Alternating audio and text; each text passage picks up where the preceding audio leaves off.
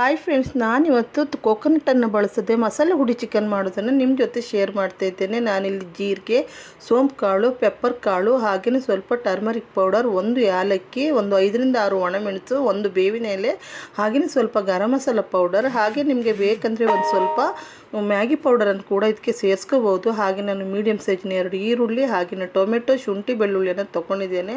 ಹಾಗೆ ಇವಾಗ ಇದನ್ನೆಲ್ಲ ಕಟ್ ಮಾಡಿ ಸ್ವಲ್ಪ ಆಯಿಲನ್ನು ಹಾಕಿ ಇವಾಗ ಏನನ್ನು ಈರುಳ್ಳಿ ಟೊಮೆಟೊನೆಲ್ಲ ಹಾಕಿ ರುಚಿಗೆ ತಕ್ಕಷ್ಟು ಉಪ್ಪನ್ನು ಹಾಕಿ ಅದು ಬ್ರೌನ್ ಕಲರ್ ಆದ ನಂತರ ಇವಾಗ ಚಿಕನನ್ನು ನಾನು ಇದಕ್ಕೆ ಹಾಕ್ಕೊಂಡಿದ್ದೇನೆ.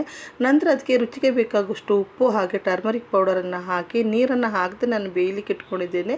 ಇವಾಗ ಇದು ಚೆನ್ನಾಗಿ ನೀರು ಬಿಡೋ ಟೈಮಲ್ಲಿ ನಾನಿವಾಗ ಈ ಚಿಕನ್ ಹುಡಿಯನ್ನು ಮಾಡ್ಕೊಂಡಿದ್ದೇನಲ್ಲ ಅದನ್ನು ಹಾಕಿ ನಾನು ಡ್ರೈ ಆಗಿ ರೋಸ್ಟ್ ಮಾಡ್ಕೊಳ್ತೇನೆ. ಇದಕ್ಕೆ ಯಾವುದೇ ರೀತಿಯಾದಂಥ ತೆಂಗಿನ ತುರಿಯ ಅವಶ್ಯಕತೆ ಇರೋದಿಲ್ಲ. ಈ ರೀತಿಯಾಗಿ ಮಾಡಿಕೊಂಡ್ರೆ ತುಂಬಾ ಚೆನ್ನಾಗಾಗುತ್ತೆ. ನೀವು ಕೂಡ ಒಂದು ಸಲ ಮನೇಲಿ ಟ್ರೈ ಮಾಡಿ ಅಂತ ಹೇಳ್ತಾ ಎಲ್ಲರಿಗೂ